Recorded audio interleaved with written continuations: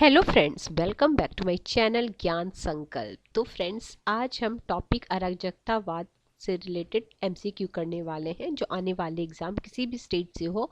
अगर subject political science है तो काफ़ी हेल्प करेगा। किसी भी स्टेट की टीचिंग एग्जाम दे रहे हो, एसएसटी या पॉलिटिकल साइंस आपका सब्जेक्ट है, तो उसमें आपको हेल्प करेगा। चलिए स्टार्ट करते हैं आज का क्लास।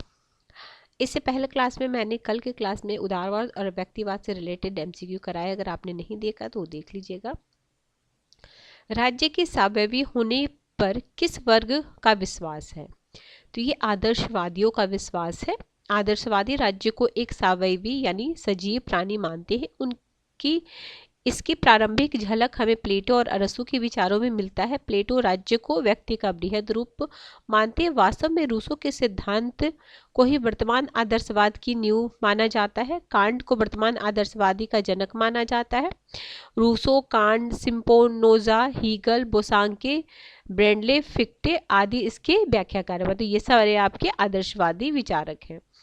आगे है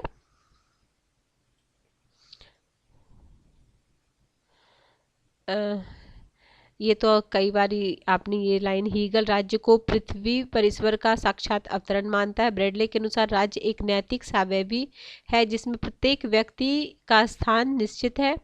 बोसांके के अनुसार एक संस्था में एक से अधिक मस्तिष्क के उद्देश्य तथा विचारों का संयोग होता है और यह संयोग लगभग अस्थायी रूप से होता है। वह राज्य को स्वयं नैतिकता का मूर्त रूप मानता है। आगे है, निम्नलिखित में से किस विचारधारा का उद्देश्य राजनीति का अध्यात्मीकरण है? तो यह है Sarvodaya. Option number C is the right answer.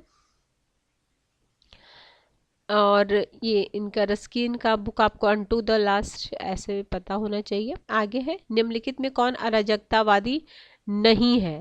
तो ये सुभाष चंद्र बोस। बाकी कौन थे? क्रोपोटकिन है, बाकुनिन है, गांधी जी, ये सारे अराजकतावादी हैं। ठीक है, आगे चलते हैं। संपत्ति चोरी है, यह कथन किसका? प्रोंधो का है। ये टीजीटी में आया हुआ प्रश्न है। What is property? संपत्ति चोरी, ठीक है, प्रोंधो का। आगे,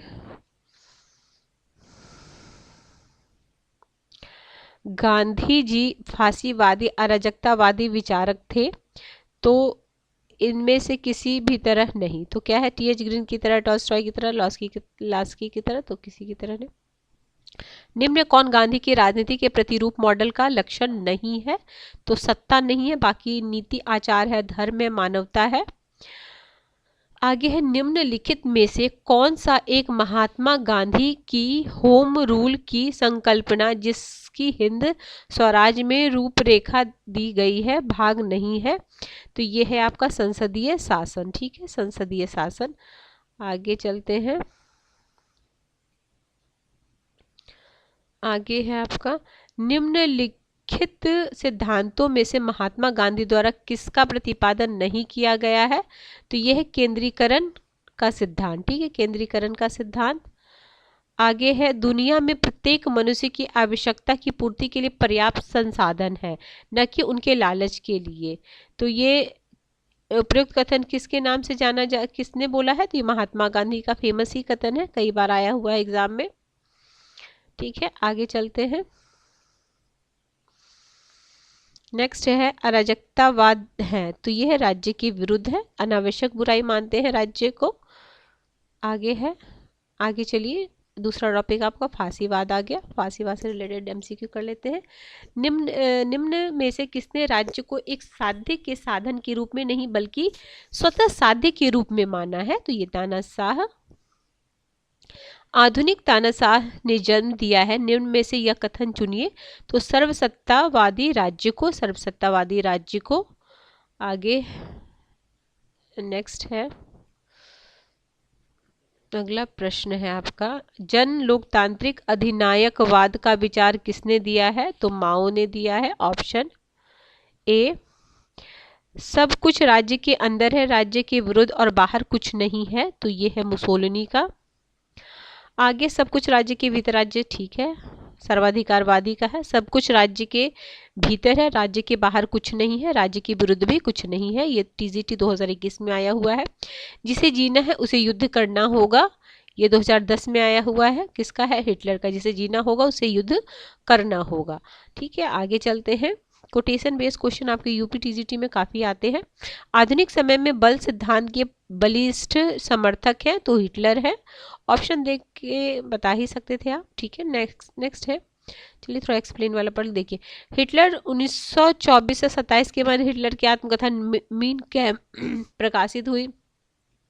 इसके माध्यम से हिटलर के विचारों की जानकारी प्राप्त होती है।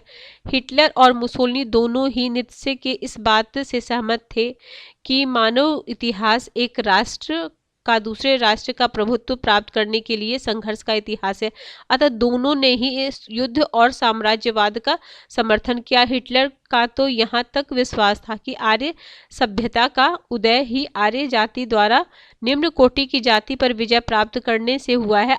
अपनी आत्मकथा में वह लिखता है, निरंतर युद्ध द्वारा ही मानव जाति महान बन सकी है। सर्वकालिक शांति उसका विनाश कर देगी। ठीक है, हिटलर का विचार था कि एक झूठ भी बार बार दोहराने से सत्य बन जाता है। हिटलर को हीगल का राजनीतिक शिष्य कहा है। हिटलर ने गिबोनी जेंटिल ने हीगलवादी दर्शन का अनुसरण किया है। आगे है नाजी का जनक था तो नाजी का जनक कौन थे? हिटलर थे। आगे नेक्स्ट है, निम्न में हिटलर किसकी वकालत करते हैं? तो नाजीवाद का। आगे है अस्थायी अधिनायकवादी के अस्थायी सुस्थापित अत्याचारपूर्ण व्यवस्था बन जाने की संभावना सदा बनी रहती है तो केसी वेयर। एक बार मैं फिर से इस कथन को बोलती हूँ। अस्थायी अधिनायकवाद के अस्थायी और सुस्थापित अत्याचारपूर्ण व्यवस्था बन जाने की संभावना सदा बनी रहती है तो केसी वेयर। निम्नलिखित में से फांसीवाद की विशेषता कौन नहीं है? तो यह अंतर्राष्ट्रीय कानूनों में पूरी निष्ठा रखता है। ठीक है, यह अंतर्राष्ट्रीय कानूनों में पूरी निष्ठा रखता है। तो देखिए, फांसीवाद चिंतन की निम्नलिखित विशेषता है, यह विचारधारा का विरोधी है एवं उसका कोई क्रमबद्ध दर्शन नहीं है। यह कार्य प्रधान आंदोलन है एवं व्यवहारिक है। यह सर्वाधिकारवादी अवधारणा है एवं राज्य को सर्वोच्च एवं सर्वशक्तिमान संस्था मानती है। यह समाजवाद और साम्यवादी विरोधी है। यह तर्क एक बुद्धि विरोधी है। यह मानव बुद्धि पूजा और विशिष्ट वर्ग में विश्वास करता है। यह लोकतंत्र विरोधी है। यह हिंसा एवं युद्ध का समर्थक है। यह उग्र राष्ट्रवाद का समर्थक है। यह व्यक्तिगत स्वतंत्रता का विरोधी है। आगे चलते हैं। आगे है आपका फिर यह क्रांति विरोध। ठीक है, यह चलिए ठीक है, एक बार देख लीजिएगा।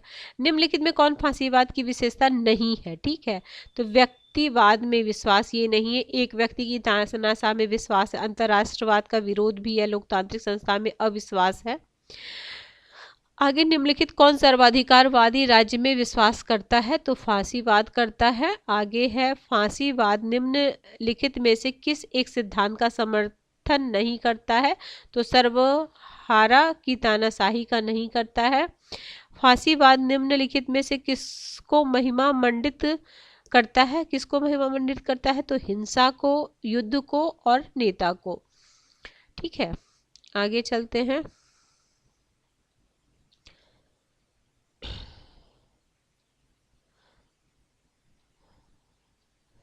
ठीक, आगे क्या है? फांसीवाद में फांसी शब्द का अर्थ है तो प्राचीन रोम के अधिकारियों की शक्ति के प्रतीक के रूप में डंडों का समूह। आगे है फांसीवाद का जन्म हुआ है तो इटली में हुआ है। आगे है फांसीवाद का जन्म, ठीक है, इटली में। देखो है तो इजी क्वेश्चन बट ऑप्शन अगर आप ने बिल्कुल ध्यान नहीं रहेगा तो बिल्कुल आप इटली और जर्मनी में, खासकर इसमें तो नहीं, इटली जर्मनी में आपको कन्फ्यूजन हो जाता है, ठीक है। तो फांसी इटली याद रखिएगा। अंतर्राष्ट्रीयवाद का विरोध, तो आपका ऑप्शन में फांसीवाद हो जाएगा। आगे फांसीवाद से संबंधित सहयोग का चुनाव कीजिए, तो इटली मुसोलिनी और फांसीवाद, ठीक है, जर्मनी हिटलर और नाजीवाद। आगे है क्या है, निम्नलिखित में कौन सही सुमेलित है, तो ये आपका फांसीवाद इटली सुमेलित है, ये सारा गलत है। ये टीजीटी देखिए, यूपी टीजीटी 2021 में आया हुआ प्रश्न है। फांसीवाद का जन्म हुआ है तो इटली में हुआ है। आगे चलते हैं। आगे आपका क्या है क्वेश्चन, फासिज्म किस भाषा से है, तो लैटिन भाषा से है। आगे इटली में फांसीवाद का उदय, तो ये हो गया प्रथम विश्व युद्ध। आगे किसने कहा आदमी के लिए युद्ध वही है जो औरत के लिए मातृत्व है, तो मुसोलिनी का फेमस कथन है ये। जैसे मातृत्व महिला के लिए उसी तरह युद्ध के लिए है पुरुष के लिए, तो मुसोलिनी। मेरा प्रोग्राम कार्यक्रम कार्य है बात नहीं, यह कथन किसका है, तो ये भी मुसोलिनी का है। तो मुसोलिनी का 2-3 कथन आपको यहाँ मिला है, तो उसको एक जगह आप अगर हैंडी नोट बना रहे हो तो कर लेना। युद्ध पुरुष के लिए वही है जो स्त्री के लिए, ठीक है। ये भी देखिए पीजीटी 2021 में आया हुआ प्रश्न है, तो देखिए कितने क्वेश्चंस रिपीट होते हैं, ऐसी बात नहीं है। आगे है जर्मनी में हिटलर ने किस प्रकार के शासन की स्थापना की है, तो ये तानाशाह। अगला है नाजियों द्वारा किस पुस्तक को अपना बाइबल माना गया है, तो मीन कैम्प को। आगे क्वेश्चन है, 1 मिनट आगे। हाँ, निम्नलिखित में से किसने फांसीवाद के सिद्धांत का वर्णन इस रूप में किया है कि वो समाजवाद का राष्ट्रवादी रूप है, तो ये एल्फ्रेडो रोक्को। आगे फांसीवादियों के अनुसार जनतंत्र का सर्वाधिक वास्तविक रूप निम्न में से किसके द्वारा चलाई जाने वाली सरकार में पाई जाती है, तो अभिजात वर्ग में, ऑप्शन ए। देखिए फांसीवाद के सिद्धांत क्या है, तो विचारधारा का भाव है, बुद्धिवाद के खिलाफ है, अंधराष्ट्रवाद है, युद्ध प्रेम, सर्वशक्तिमान राज्य, विशिष्ट वर्ग में विश्वास, हिंसा को महत्व, समाजवाद और साम्यवाद तथा लोकतंत्र विरोधी। आगे फांसीवाद ने राज्य को माना है, तो कैसा माना है, व्यक्तियों पर एक निरंकुश शक्ति, ठीक है, व्यक्तियों पर एक निरंकुश शक्ति। आगे है निम्न में कौन सी विशेषता फांसीवाद में पाई जाती है, तो प्रजातंत्र का विरोधी है, राज्य के साधन मानता, ठीक है, समाजवाद का पोषक, ठीक, अंतरराष्ट्रीय क्या है, क्या पाई जाती है, ठीक है, तो प्रजातंत्र का विरोधी है। आगे है 34 हो गया। देखिए फांसीवाद प्रजातंत्र का विरोधी है। फांसीवाद का मानना है कि फ्रांसीसी क्रांति के बाद लोकतंत्रवाद आया और वास्तविक रूप में से जनता शासन की स्थापना न कर सका। लोकतंत्र में सत्ता कुछ चतुर और स्वार्थी लोगों के हाथों में केंद्रित हो गई, इसलिए फांसीवाद लोकतंत्र को भ्रष्ट, काल्पनिक तथा अव्यावहारिक शासन व्यवस्था मानता है। फांसीवाद प्रजातंत्र की तुलना सब से करता है, ये संसद को बातों की दुकान, ठीक है, बहुमत के शासन को उल्लुओं की व्यवस्था कहकर उपहास करता है। मुसोलिनी प्रजातंत्र की व्याख्या इस प्रकार करते हैं, यह समय समय पर लोगों को जनता की प्रभुता का झूठा आभास देती है, जबकि वास्तविक तथा अप्रभावशाली संप्रभुता अदृश्य, गुप्त तथा अनुत्तरदायी हाथों में रहती है। फांसीवाद विश्वास करता है तो राज्य दल से श्रेष्ठ है, तो फांसीवाद के अनुसार राज्य जो है दल से श्रेष्ठ है। फांसीवाद शब्द का प्रयोग उस सामाजिक, आर्थिक और राजनीतिक व्यवस्था के रूप का वर्णन करने के लिए किया गया है जो मुसोलिनी के नेतृत्व में वर्ष 1922 में इटली में स्थापित हुआ था। और अन्य महत्वपूर्ण तथ्य क्या है, यह राज्य को सर्वशक्तिमान, सर्वोच्च नैतिक इकाई मानता है। यह उदारवाद तथा लोकतंत्र का घोर विरोधी है। यह निगमित राज्य यानी कॉरपोरेट स्टेट में विश्वास करता है। आगे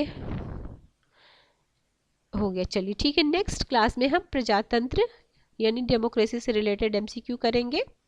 किसी भी वजह से चैनल अगर हेल्प कर रहा प्रिपरेशन में आपके, तो ज़रूर चैनल को सब्सक्राइब कर लीजिएगा, और जब सब्सक्राइब कीजिएगा तो बेल आइकन को प्रेस कीजिएगा फ्रेंड्स, ताकि जब भी मैं आगे वीडियो डालूंगी तो आपको नोटिफिकेशन पहले ही मिल जाएगा। मिलते हैं हम नेक्स्ट वीडियो में। Till then bye bye, keep watching and keep sharing.